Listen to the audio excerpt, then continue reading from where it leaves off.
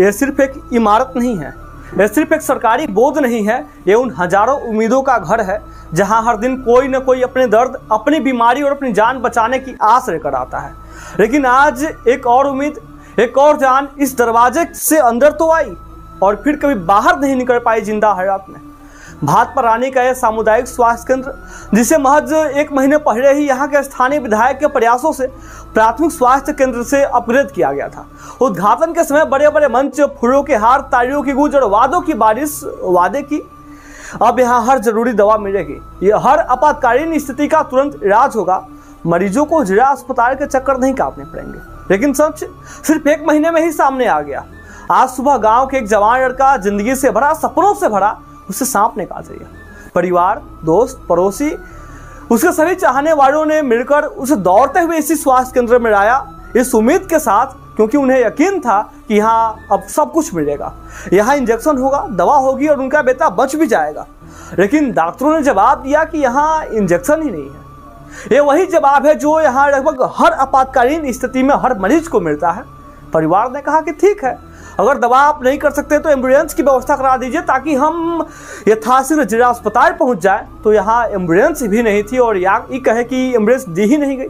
परिवार के लोगों ने मजबूरी में बाइक से लेकर उस युवा को जिला अस्पताल पहुंचे, लेकिन जिंदगी कभी किसी का इंतजार नहीं करती, वो हर समय गिनती है। और जब तक वो जिला अस्पताल पहुंचे बहुत देर हो चुकी थी। वो जवान जिसने सुबह सूरज की रोशनी देखी थी, शाम तक अंधेरे में चला गया। गुस्सा फूटा, भीड़ वापस लौटी और इसी स्वास्थ्य केंद्र के बाहर दर्शन भी शुरू करने लगे। लोग कहने लगे कि यहाँ हर बार यही होता है। सोचिए, सिर्फ इस एक घटना की नहीं कहानी है, ये तो यहाँ हर रोज की घटनी कहानी है।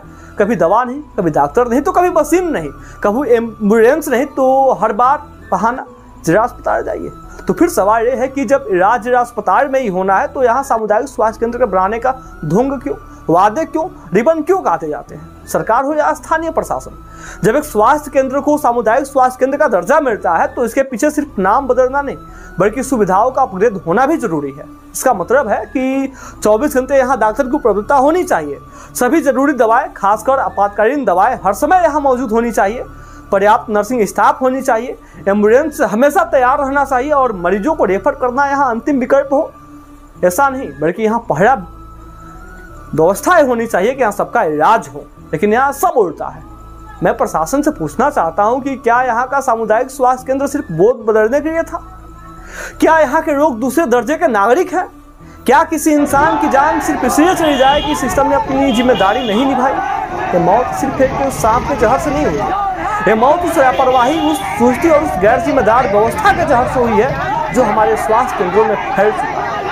आज ये गुस्सा कर शायद फिर किसी और का बेटा, बेटी, भाई, बहन इस व्यवस्था की भेंट चढ़ जाएगा। क्या हम तभी सिर्फ आंसू बहाएंगे या हम आवाज उठाएंगे कि भातपरानी के सामुदायिक स्वास्थ्य केंद्र में भी सभी सुविधाएं तुरंत उपलब्ध कराई जाए?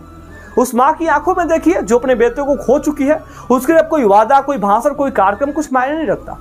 मैं ये सवाल सिर्फ भातपरानी के लिए नहीं पूछ रहा, ये सवाल हर उस जगह के लिए है जहाँ सरकारी बोझ के पीछे सिर्फ खोखले वादे हैं। अब वक्त आ गया है कि लोग सिर्फ कार्यक्रमों में तालियां न बजाएं, बल्कि हम मांग करें कि अगर सामुदायिक स्वास्थ्य केंद्र बोध का लगा है तो यहाँ सामुदायिक और स्वास्थ्य दोनों शब्दों का सही मतलब भी मौजूद हो, क्योंकि जिंदगी अब किसी का इंतजार नहीं करती। तो आप सभी से मैं आग्रह करता हूँ कि अगर यहाँ इस प्रकार की कभी स्थितियाँ पुनः न उत्पन्न हो, इसके लिए आप सभी को अपनी आवाज़ों को बुलंद करना होगा और बारंबार आप सरकार के भरोसे या स्थानीय प्रशासन के भरोसे या सरकारी तंत्रों में सम्मिलित लोगों के भरोसे रहेंगे तो निश्चित तौर पे आज इस युवा ने जिस प्रकार से अपनी जानों को गंवाई, आपके परिवार में भी ऐसी स्थितियां उत्पन्न हो सकती है। इसलिए आज आवश्यकता है जागरूक होने की, जिम्मेदार होने की और अपने अधिकारों के लिए लड़ने की।